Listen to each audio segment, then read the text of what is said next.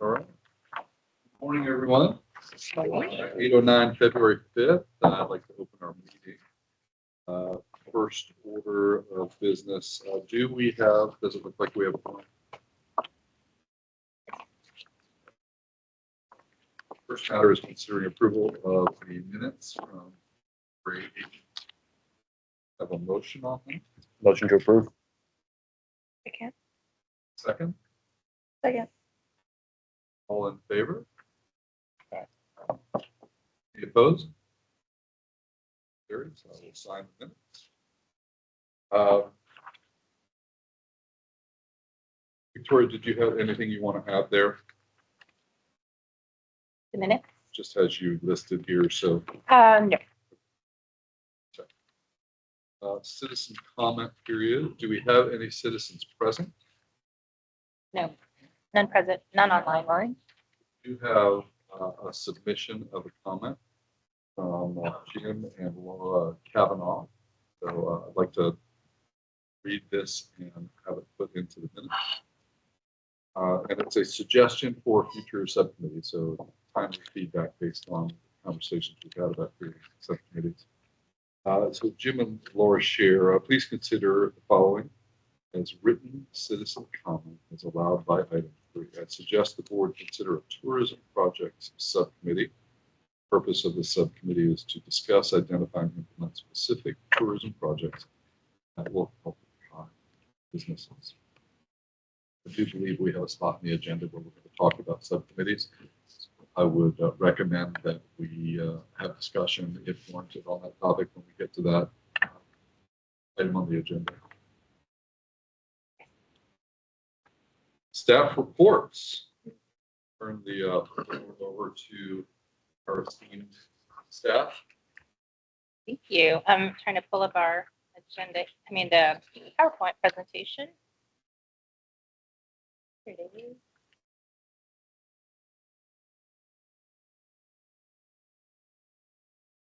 Okay. The very first update I have on here is the hotel and restaurant RFP. So the restaurant RFP deadline was January 15th. Oh, and the dates on here are wrong. So sorry about that. It's the 2025. So we ended up with 4 proposals for the restaurant RFP. We've reviewed them, and so from those, the committee has decided to select 3 of them to move on to the second round. So I don't know if it's listed on here, but there was Common Grounds Development, Woosh Hospitality, The Hottest Pot, and Cozumel Development. So none of those I think have been made public yet as to who the restaurants are, so I'll just reserve that for later. But just know that we got some exciting proposals, and we look forward to moving on to the next round with them. So this is where we would meet them on site, talk with them, have them really refine their proposal and how that restaurant would integrate into the brick and mortar district. More updates. The hotel RFP deadline was at the end of January, the 29th. I have not seen those yet. It's my understanding we received 7 proposals. So the committee has not met yet to review them. But when we do, then I'll have next steps on that too. But very similar, we'll pick the top proposals that we wish to move on to the second round. And very similar, we will talk more of the financial structure, the partnership. We'll take them on site, and that's when we really decide who we'd like to move forward with. So more to come on those. Is there we bound by a finite land amount for this project? But the developer can also participate in the larger project, because the Lake Park District is a 60-acre mixed-use development. So there's also opportunity for them to partner with us on not just the Hotel Convention Center, but if they'd like to also talk with the master developer. There's opportunity for office, retail, housing as well. So, and then there's a lot of parkland as well. So more details to come as those evolve. Okay, now that's what I have on hotel. Does anybody have any questions on those? I'll release more information as I can as we move forward with those items. And then the transportation and mobility update. So the city hired a new transportation director, and you have his bio in your slides. It's labeled as page 15. I think isn't there a number? Yeah, right. Yep. So this is Mike Trimble. And so before he came on board, our water utilities director was handling the public works, transportation, and water utilities. So with this hiring of Mike, we're able to divide the two teams and have him solely focus on transportation and public works. So I think that's great for our community, especially with the large projects that we have going on, the mobility projects. In this slide, you can see on the screen, but also that you have a copy in your, after Mike's photo, if you flip it over, these are all the road bond projects that the city's working on. So this is almost $400 million of road bond projects. One of the ones that you can actually see that was the very first one started was Marketplace Avenue. So this was strategically included in the project, in the road bond package, because it helps connect the back portion of HEB with this area right here where we sit right now. And that helps the Lake Park District. It helps that hospital district that we created. And it was just one of the easier projects because there's only one landowner to work with. So it was a smooth process. So you can see the work going on now, and that should be completed later this year. Some of the other ones, so they're labeled with either brand new construction or roadway improvement. So some of the other ones that you'll see probably go in a lot, come in the coming months, is the ones that surround the New Quest project. That's that large project, that 100-acre retail and residential site that is over where the Caraways owned that property before, and New Quest purchased it from them. So these two over here, it says Kohlers to Seton, and that kind of intersection right here is right in the middle of that large retail project. So this is also will help enhance mobility and then make that accessible, for residents on east and west side to come to that project and get around. So there's quite a few that we're working on. If you flip it to the next page, there's also some other exciting projects that we're working on. The city has decided to go all in with roundabouts, and they've done extensive research in the safety of roundabouts and how they move traffic through a lot quicker and a lot safer than signalized intersections. So last night, our chief development officer gave a presentation to council on all these new roundabouts that we have going on. So there's 16 to 20 that are in design and that will be coming online over the next couple of years. And again, a lot of them are situated around the road bond projects. So as we're constructing the roads, then there's roundabouts that are contemplated and are being designed for this. So you'll see a lot more roundabouts around Kyle. Any questions? I think I just wanted to kind of share the mobility aspect with you because quite a few of these roads not only help our residents get around, but they enhance the mobility in the region, but also they help economic development projects that we've been working on, like large retail projects as well. Any questions? And yeah, I think Cassie might have, let me make sure. Yep, Cassie has a regional airport. Slide in here. Sure. So yeah, the team asked for me to share some information on the airport. I'm sure that there's some people around the table that are not familiar with the airport and maybe wondering why someone from the San Marcos Airport is on the Kyle Economic Board. So this is just a little one pager. I don't want to read it to you, but just some basic airport facts. The airport's over 1,400 acres. And just to put that in context, that's larger than both Houston Hobby and Dallas Love Field. We've got 3 runways, got a lot of navigation aids for an airport our size that a lot of other airports don't have.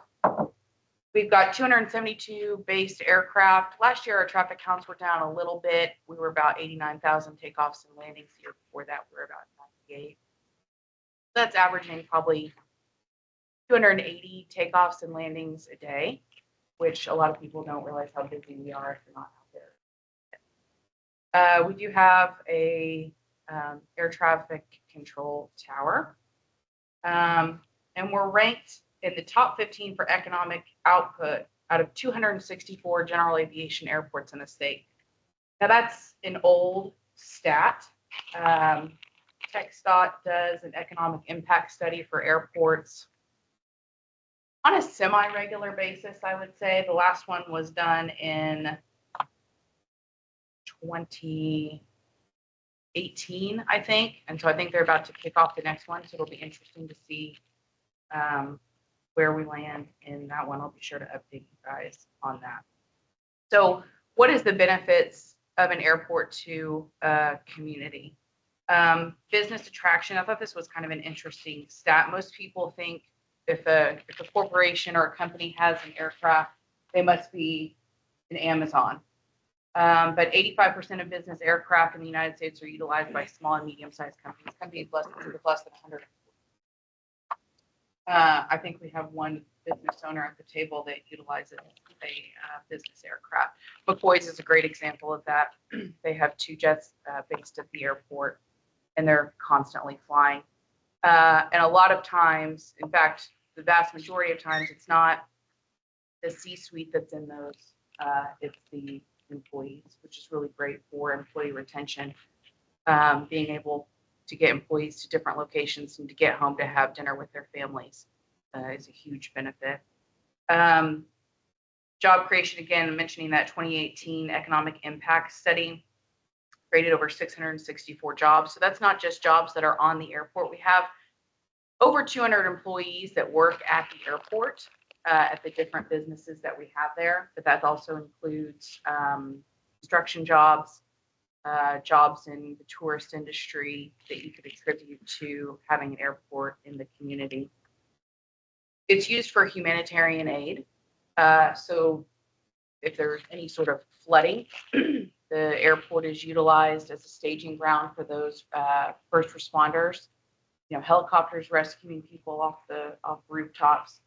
They also staged at San Marcos for the floods even in Houston, to go down and be able to take those pictures of all the damage to help different governmental agencies determine kind of what that level of damage was and how much that was going to cost those communities.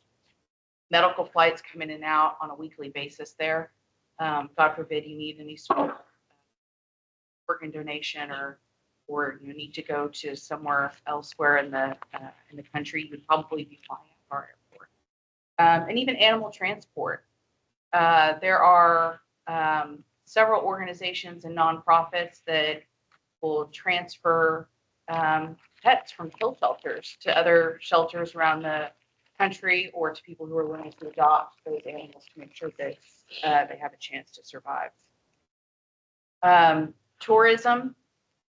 When somebody is flying into the airport that doesn't live here, they're not based here, they're typically renting a car, getting a hotel, eating at local restaurants, all of those things. And that includes, obviously, not just the city of San Marcos. We are a regional airport. And then education. This is kind of a big passion of mine. A lot of people, when they think about aviation, if you want to get a job in aviation, everybody thinks pilot. That is such a very, very, very small component. And a lot of jobs within the aviation sector don't require a degree. A lot of them you can get on the job training, and most of them are very, very well paying and in high demand. So we're ramping up our communication with the local schools to try to make students in the area aware of what kind of opportunities there are within the aviation community. So I could go on. That was super, super high level. I'm happy to answer any questions. I'm also happy to host us at the airport one day if you guys would like to get a tour. I can take you up into the tower. So maybe one of those days. I have a few questions. So one, given all of the increased activity at Bergstrom, is there thought to this asset could turn into a more consumer-based general, not just general aviation, but is there a view toward becoming a second airport for the city of Austin? It would not be unprecedented that large cities have more than one airport. Sure. So we updated our master plan in 2018, 2019, and you won't be surprised to learn that post-COVID, that plan has kind of gone out the window. A good example of that is when you're required to have a master plan for FAA to provide the funding. One of the things that they project is what your operations are going to look like in your traffic counts. And in 2021, our traffic counts were at the level that they predicted we would finally reach in 2035. So we came back to City Council. And another benefit to the city of Kyle is you get all the benefits at the airport without having to pay a dime into it. So keep that in mind.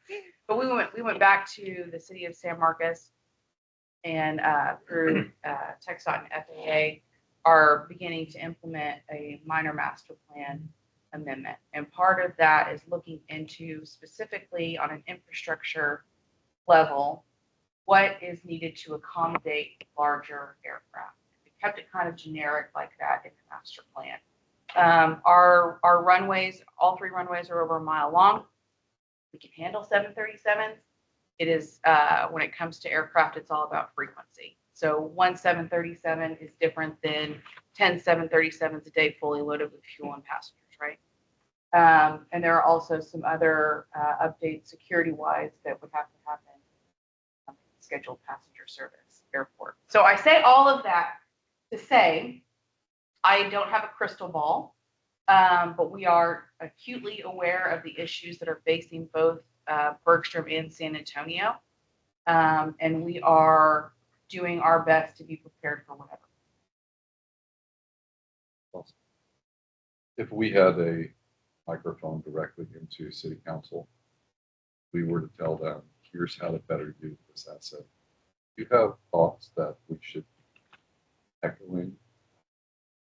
Because I think it's this gem that's here that we don't spend a ton of time talking about how good this residents of Kyle. And just interested if you have a point of view on, gosh, I wish you guys would think about us in this way. How is it a recruiting tool for businesses, or what is it about the asset that we should be looking to think through in terms of utilization? Sure. I think the first step, particularly for the city of Kyle, is strictly education. I don't think it's the city of Kyle doesn't care, I don't think they understand the airport. I don't think they understand what the airport does for the community. That's part of the reason why I'm sitting on this board, not only because I was a Kyle resident for over a decade, but because I do see that benefit. And I think that probably getting you guys some different examples, kind of specific examples, would help in that education process. I mean, off the top of my head, when Costco was under construction here in Kyle, they were constantly our airport to check on that construction. And so I think getting you guys some examples of how it's directly utilized by Kyle businesses would be good, but also working directly with city staff and how you can add airport to your different marketing materials when you're responding to those RFPs, how to highlight that. For companies that utilize business aviation, whether or not they're based here. A lot of people think if you're thinking about trying to recruit a company and you're mentioning the airport, you must be trying to find it, recruiting an aviation company that's going to be at the airport, which is not accurate at all. And when you look at an airport like ours, being able to highlight that for different corporations, that our airspace is much less crowded, our fuel is cheaper, we don't have those landings, we have all these nav aids to be able to get in and out of the airport quickly. That's information that I can give to staff to help you guys kind of weave that into your RFP responses and your marketing. So I think right now it's just strictly education. Yeah. Something I want to add to that is we're starting our strategic planning process, which I'm sure we'll get back to this board at some point. But we haven't started it quite yet. But my feeling is that airport the next month, what we can do to help Cassidy, Jim, to get the money y'all need to make those improvements, along with all of the stuff that's happening with Kyle and Julian and San Marcos in that area. That is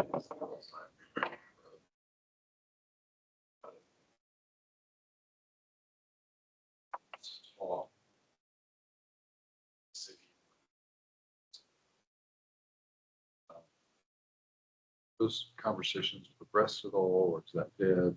So what we're also looking at in this master plan update is a little more strategic about where certain developments would go. To your question, if there were to be a passenger terminal on the airport, where would the best location for that go?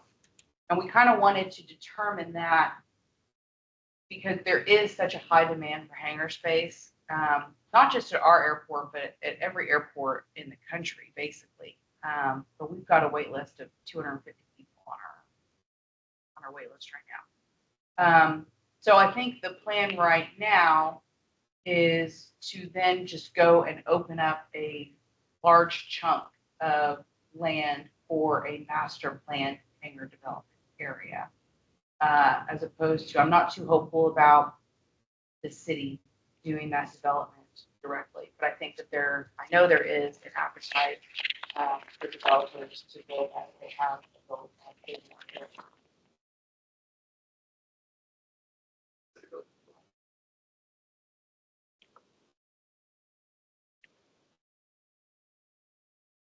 Two other quick thoughts here, that if we're talking about trying to build that education base of existing residents and businesses in Kyle, I wonder if using that leadership conference as just real estate to have flyers and promotional material as we have residents and guests and attendees from various sectors to build that educational component out.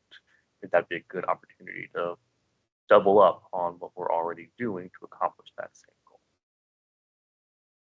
And the second thought is I'm curious what current businesses that use the airport would say that they'd want to see more of, or changes in associated with their use being in Kyle and San Marcos Airport. Like, are there gaps that they'd like to see that we can then develop whatever that looks like? I'm at a loss of knowledge of what that could be. I don't know how we find that answer, but that's kind of my next question is what's the gap to using you guys more? And then how do we fill that? Do we talk more with the new transportation director? We talk about other incentive programs. What would that look like in practice? But without knowing what the gap is, it's hard to place it. I think that could be part of business retention conversations with businesses as Lauren goes out to meet with the businesses. So I think that's something to add into it. It is a significant recruiting tool to a certain type of company. Someone like Kohl's, who has retail stores all over the country and have to send staff out to go check on those stores on a regular basis. To have an airport 10 minutes away where you can build your own corporate hangar and maintain your aircraft program at that facility. Cost of fuel is a very significant driver in aviation departments and where they decide to call home, as well as maintenance facilities. You don't always have the luxury of, well, I'll just take my plane to the shop and it's 50 miles away. There are rules about, oh, if that breaks, you actually can't fly the plane. So what repair facilities exist to help those corporations keep their aircraft airworthy is also a factor that companies will look at. So there is a lot there to sell. So if we for a new home, I think a pretty compelling case could be made specifically because there is developable land that I don't think would be in the conflict of the strategic plan that could be allocated to, if another company like McCoy is wanting to put up $1 million hangar, I believe there's the space and potentially, you guys would know this better than me, but the temperature would be warm to that kind of discussion.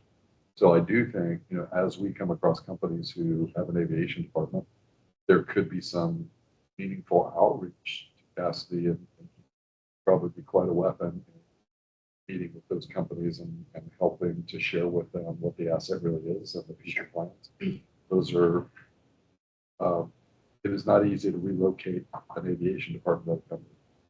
So it's sticky. So once we have them, why would they go? What McCoy's has been able to do at your facility anchors them here, I would think, very solidly, above and beyond all the other great reasons to have a business here. But it is really hard for them to find, I would imagine.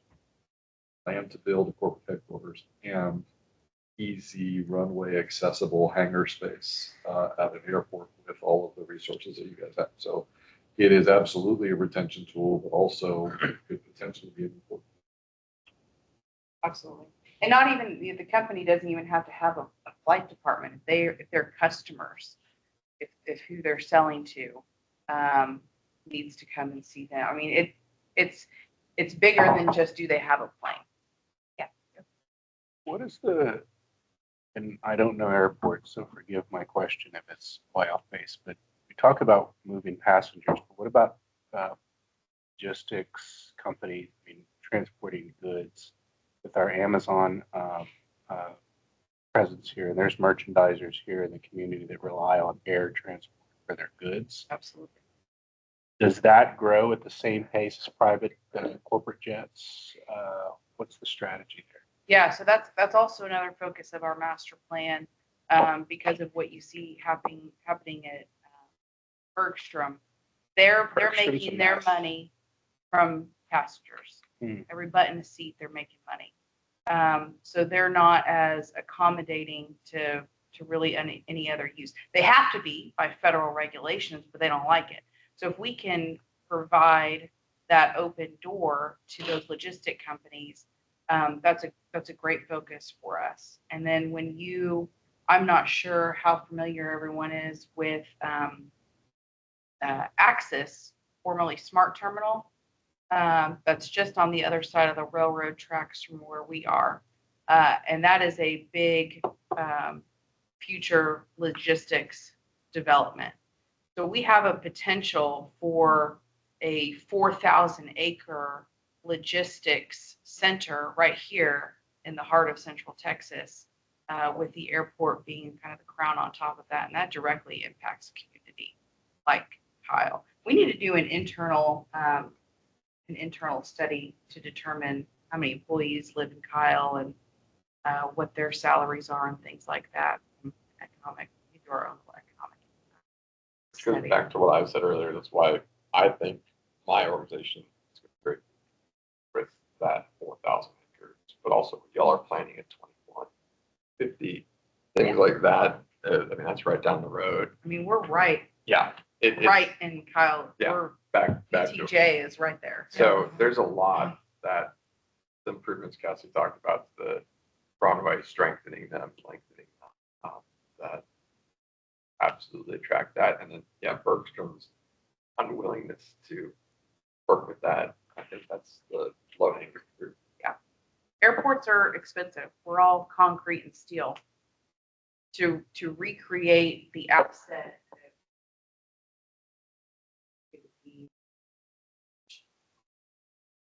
and we're so blessed in this area. I know we're all sick of hearing about it, about location, location, location. But it's true. It's coming. And so we're, our responsibility, aside from safety, which is always our number one priority, is to make sure that we're ready to accommodate that growth for all of the communities around us. So we definitely see ourselves as the regional airport, not the city of San Marcos. And within the aviation space, what's a more attractive growth model? Is it the same customers, just more flights, or is it more various customers? It depends on what kind of growth you're talking about. What is the current goal that you guys have? Well, our current goal is to accommodate larger aircraft and to build more hangars. An airport like ours survives on pretty much only two sources of revenue: fuel and real estate. So as you can imagine, a small 172 used at a flight school filling up with 10 gallons of 100 low lead fuel is not the same as a McCoy's corporate jet filling up with 300 gallons of Jet A in terms of the revenue to the airport.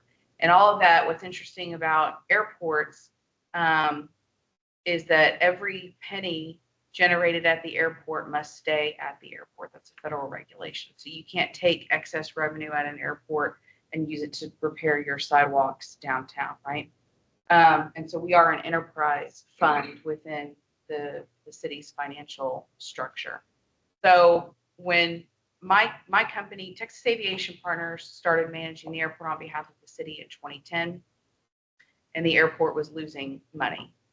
Very much like most small airports in the country. They are not money makers. And so we came in to try to flip that on its head and to run it like a business. And so we're able to break even now.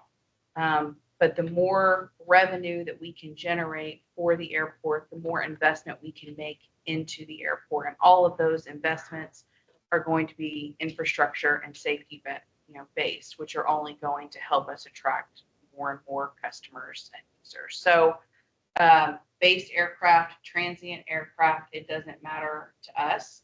The more operations you have, the larger aircraft that are utilizing you, the more federal funding you can receive to do those security and infrastructure upgrades. I don't know if that answers your question. It sounds like you care about the number of tires that touch down and lift off, and not necessarily who owns that aircraft. Yeah, I mean, I think that if you're talking about who we were going to try to market to, I think corporate business and logistics operations is what we're talking about. I think this is a topic that's really interesting to a lot of people. Everybody loves an airport. Yeah. In the spirit of keeping us on track to get out of here. So, this is obviously a topic that interests our board, so. Maybe we could find a time to come out. Yeah. Take a Absolutely. tour. I've enjoyed the tours that I've had. So if anyone is interested, I'll work with you on that. And remember, we do have an air show coming at the beginning of November, and I'll give you guys some more information as that comes up. They did announce the F-18, the F-22, and the C-17, which probably those numbers don't mean much to people, but it's very rare for a first-year air show to get those. They attract a lot of people. The guy who's kind of running the air show this year ran an air show, an award-winning air show in Canada, and they sold out every year within like 100-mile, 50-mile radius or something like that. Every hotel room was booked. So this is another benefit to the city of Kyle from a tourism perspective. So hopefully we can try to get as much people from Kyle there to learn about the airport, see it in person, get some information. All right, next item on the agenda, tourism. Yeah, thank you for Yeah. teeing that up for us. I just, because we are the Economic Development and Tourism Board, I want to add an update every meeting on tourism and what efforts we're doing to try to promote that and increase that. And thank you for bringing that up, Cassidy, because I talked to a hotelier yesterday who was asking me what sort of events in the area would fill up their hotels, and I can add that to it. Yes. Yeah. Yes, absolutely. Okay, good. Nitro Swim opened their doors early last month in January, early January. They are a large competitive swim facility, training facility, and they will host several meets. They're large meets that bring in groups from outside of our community within the state. So this will be great for our hotels. And we love having them as an asset and as a partner. It was a long time coming. They had several hurdles, but Lauren was great with helping them get their doors open. So they're great partners. And then we continue to move forward on our the planning of our sports complex. Right now, what we're focused on is the outdoor component that's fully funded. There was a bond in 2020 that was passed by the voters for funding from the city and from the county to participate. And so after feedback from our community, we have Stantec is working on obtaining feedback from community members on what they'd like to see for an outdoor sports complex. And they received quite a bit of information on outdoor walking trails, more fields, just activities to get people outdoors is what we're focused on. And so when I have, there's a couple of renderings that are, not renderings, but site plans that are floating around that we need to narrow down. And once council approves one of them, then I'll bring that to you so you can see the direction that we're going. But eventually in the future, there's a section in that sports complex reserved for an indoor complex as well that we know will bring in additional tourism and events like volleyball, basketball. But that's in the future. That's not funded yet. So I don't focus too much on that, but there's definitely a place reserved for that. And hotels, we continue to put our focus on attracting and recruiting new hotels because we are way behind as we did our analysis. The board did their analysis last year. We know that our partners to the north and south, community partners, are, have well beyond more hotels than Kyle does. So we currently have 4 in our city, and then we have 2 more coming online. So Country Inn and Suites and Extended Stay America is coming. And then again, like I said yesterday, I talked to another hotelier that was interested. We have the Hotel Convention Center conversation that will be coming up, and a few others that are out there, just kind of waiting to see how things play out with Kyle. So that'll continue to be a focus as well. Any questions on that? I'll move on to the sales tax report. So the next page that you have in here is our sales tax report. And let me get the same time, let's see. In January, 1.4 million was the actual receipts received. We're a little bit down. We're down 10% from projections. But if you compare this time to last year, we're still up 0.7%. So I think we're still trending in a positive direction. We're up 2.3% in sales tax revenue year over year. So we continue, and we just I think there's a coming soon. Is that my next one? Okay, well, and this will help. All of this coming soon here will help with these sales tax numbers. So if you go to the very colorful pages, we have updates, announcements, and then of course coming soon. So I won't read through all of them, but quite a few additional restaurants that are coming to Kyle. House opened a couple of weeks ago. We have Builders First Source coming online soon, which are very paying sales tax entity. Tortilla is under construction, just to name a few of the fun restaurants. Hays County Barbecue is on track as well to open. Their temporary food trailer that will be in Kyle, so that they can start serving some of their good barbecue to the community in anticipation for their permanent location just on the access road of Kyle on 35. I think, let me see. And then we had a couple of certificate of occupancies to update. I don't know very much about Regal Plastics. That was submitted to us and they're along I-35. So I think it'll be, Lauren may try to visit them soon and reach out to them just to see exactly what they do. But I don't know. We pulled the report and they were there. So, and then of course, Baylor Scott and White physical therapy clinic also on 35. Okay. And I think the last thing would be the downtown revitalization. Last month, when we talked to the board about our revitalization grant, there was quite a few suggestions from the board and well taken by our team to have some public outreach to our businesses to ask them why they haven't applied, what's attractive to this program and what's unattractive and what would make them apply if there was some changes to it. So I know Lauren and Susan walked the blocks. Yes. Yep. Do you want to? Yeah, I mean, we started kind of at City Hall and those businesses there, pizza company? Kyle Pizza Co. Kyle Pizza Co. Changed the name a little bit. But yeah, we started there and kind of made our way all the way to Vaqueros and then back down. Does everybody have this? Do you know, Victoria? Susan handed me this as she walked out, so I don't know if everybody has it. Y'all don't. Okay. Well, basically, it's in the name of the business we visited, if we talked to them or not, if they've heard of the grant or not. So I don't know if y'all want kind of me to go down that list, but most of them have not heard about it. The ones that did also, which were two, they have considered, they just don't. They're not kind of ready financially to take on a project yet. A lot of businesses that we did visit, they're the tenants of the actual building or space, and so they're not really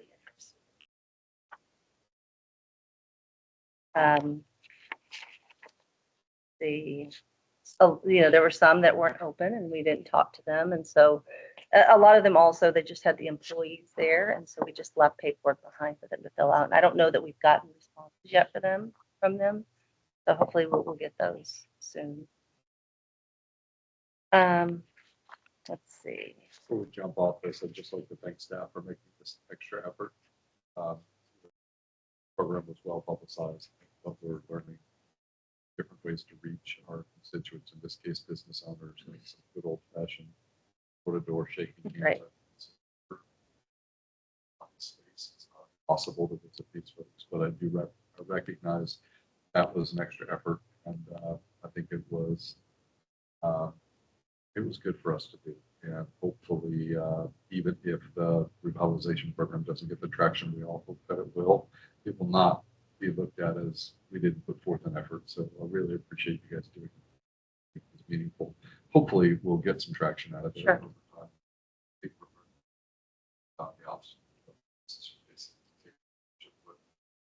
It's a good program that has its interest. I think we're learning the blind spots and perhaps ways we could recraft messaging, program guidelines, et cetera, easier for some of these folks to take advantage of. And knowing, to your point, that the real constituent might be the owner of the building, not the operator of the business, is a key insight that might help us recraft some of what we're trying to get done. So just a sincere thank you. Yeah, and I did want to mention, of the few that we did talk to who did consider this and are considering applying, some of it is signage that they want to do, and I don't know that is currently listed on one of the things that they can do for this grant. So some of that was signage, some of it was windows, some fence, Parking lot improvements, right? parking lot improvements. Yeah, and I don't think, That's not eligible in our current. right. So I think that we'll take the feedback that we received from the ones that Lauren and Susan did visit, work that into the policy, and then just kind of run it up the chain. how our leadership feels about relaxing some of the requirements and including some eligibility that wasn't. I just want to pause for a moment. We are 6 minutes out from an hour. If anyone has a hard stop at time, feel free to remove yourself as necessary. But I think in order to finish up, we'll probably go a few minutes over. So do what you need to do. We're grateful for you attending, and sorry that we're running over a bit. Some really interesting subject matter today. So I think some really fun discussions. Board member updates, or is staff update complete? Yes. Thanks, Sean. Thank you. Any board member updates? Be happy to share. At our last month's board meeting, our board approved our May bond proposal and package, which is about 968 million, 5 different proposals, the largest of which is another high school. And looking at the site over off of 45 in Turnersville, we own 80 acres over there, and that's where the demographer points to the fastest growth. And then also land purchases for the next 2 high schools. I reported at the last meeting I met with you guys, we're doubling in the next 10 years from 24,000 to 48,000 students. And so we're having to accelerate our timeline a bit. But also in this package is another elementary school designed for the following elementary school, getting our other middle schools up to the 1,200 student capacity, which is our new standard, and 900 seat capacity at our elementary school. So our older facilities, we're going to give them a facelift if this passes, and then add more classrooms on to take advantage of what we already have. And you can remodel a lot cheaper than you can build new. It's been really interesting working with the city of Austin and Travis County. Their permitting is not near as good as working with you guys. We've heard that. So the timeline, it really, we had to build in almost an extra year just trying to push things through them. And so that's been interesting, but also the board approved employee housing. It's a really innovative concept. We're going to do 300 single family homes with a reputable builder. And basically it's a master lease for us. The developer will invest about 90 million of his own capital into the project. And our only responsibility is to keep those units filled. And so there'll be a 2-bedroom, 3-bedroom, 4-bedroom with amenity centers. And we get to choose all of those things, which hopefully will help us with recruitment and retention of staff. And those are the two big things that we have going on right now. Has that been done successfully at other? First. Wow. Sometimes it's good to be pioneers, but also pioneers get shot at. Hopefully not. I'll let you know. But no, I like it in concept. There's very little risk. We get to approve year to year if we want to remain a part of it. It's a 30-year lease for us, but as the board approves the annual budget, if we feel like we can't fill the units, then we can turn over either the whole project or a number of units back to the developer to sell at market rate at any time.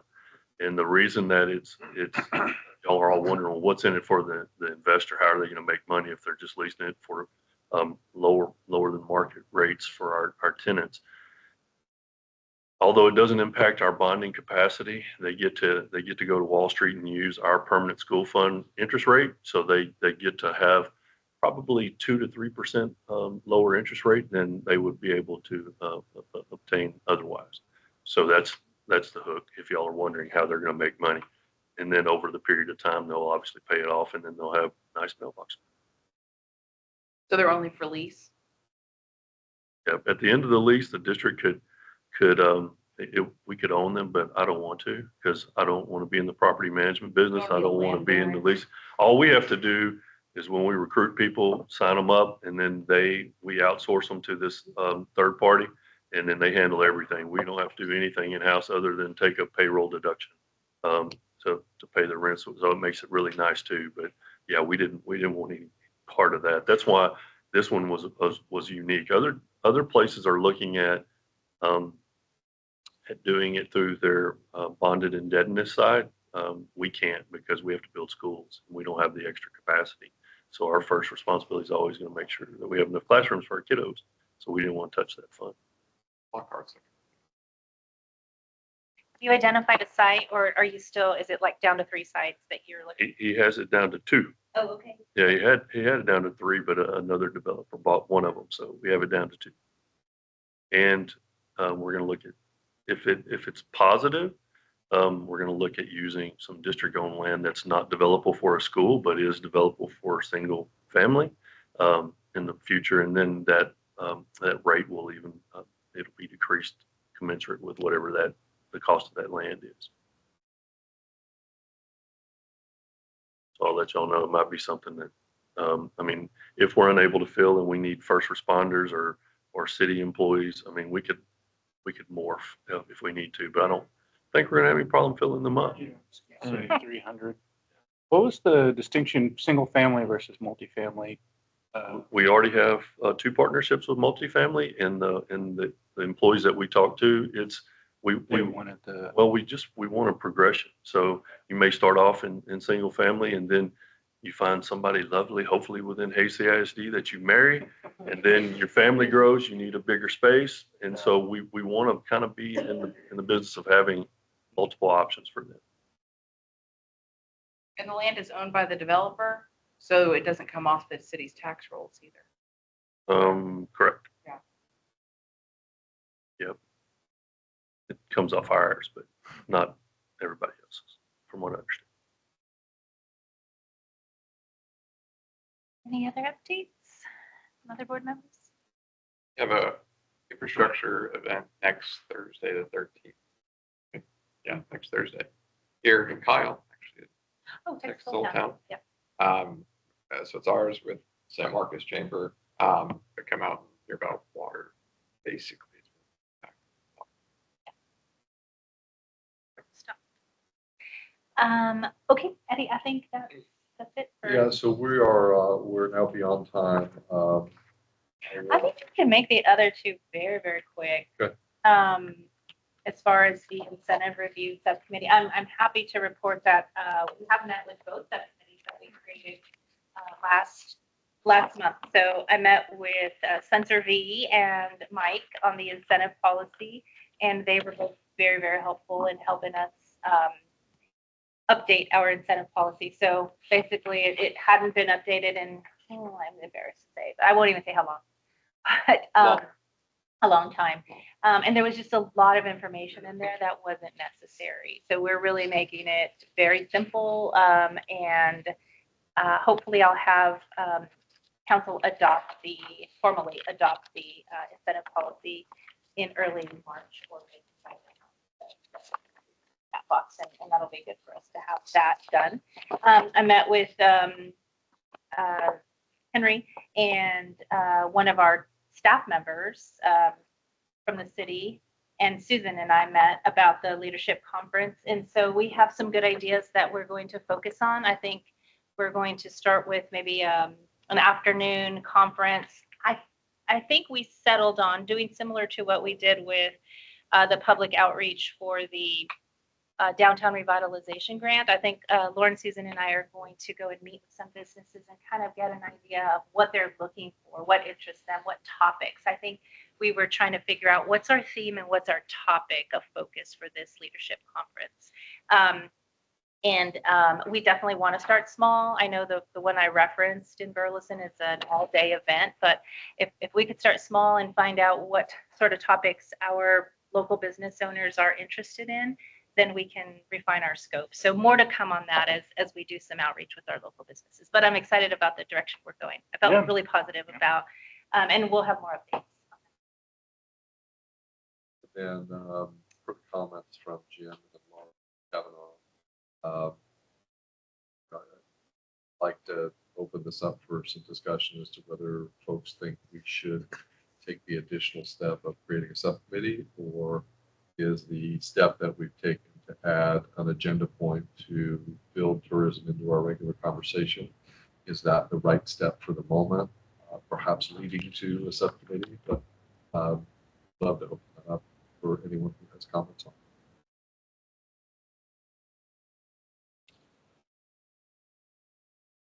Are we ready for a subcommittee? I don't know that we have a tourism strategy right now for goals. I don't know, I'm asking, and as much as I'm pointing out, I haven't heard if we have a set tourism strategy that says we want this many overnight visitors, this many day visitors. But before we go to the subcommittee level to give them a charter, what is the charter? What are we hoping to accomplish? Good point. Maybe that could be part of our discussion for an update to our strategic plan. I think I have a mention of tourism in there, and it's not just tied to economic development. There's other parks could be involved in our library, other departments. So I think maybe if we need just a little more time to flesh out what that could look like. If I take the spirit of Mr. and Mrs. Kavanaugh's comments, I think it's feasible that we start having more conversations about tourism, but the artwork isn't fully painted. So I think as we begin to understand more about the viability of hotel convention centers, more hotel room nights available for us to really pursue and recruit tourism opportunities. So at that point, having more thoughtful conversation on a regular basis is probably a viable step for now. So my recommendation is that we don't necessarily need to take any official action as a board in this moment, but we have added an agenda item for tourism, and I think we'll all learn a lot from those conversations. I think the airport conversation we had today was fantastic and educational. So I think probably more of that to come, and how do we weave that asset into our business recruiting, and what benefits does it have to offer to our residents we haven't fleshed out yet. So I think there's some robust conversation that can happen as an agenda item for now. So my recommendation is for us not to take a vote, not to take any action or make recommendations to council in the moment. But as we look to the future, very viable that this becomes a more significant topic for our time. And Eddie, do we have an avenue for dialogue with Mr. and Mrs. Kavanaugh to see if there were additional items on this topic that really sparked their interest, and we can incorporate some of those ideas into what that future planning looks like? Well, that's a good thought. Is it possible for staff to reach back out and just ask for any specific thoughts that they have? Sure. I think Mr. Kavanaugh did provide some feedback, so we can ask him if we can read that into the next Okay. for his comment. So thank you for bringing that. All right, I believe that gets us through our agenda. We have a motion to adjourn. So moved. Second, Second. all in favor? Aye. All opposed? Carries. We are adjourned. Have a great month, everybody. Thanks for your time. Yeah, you as well. Thank you for cooking this morning. You're welcome. You're welcome. No problem at all. I didn't know pizza was so great.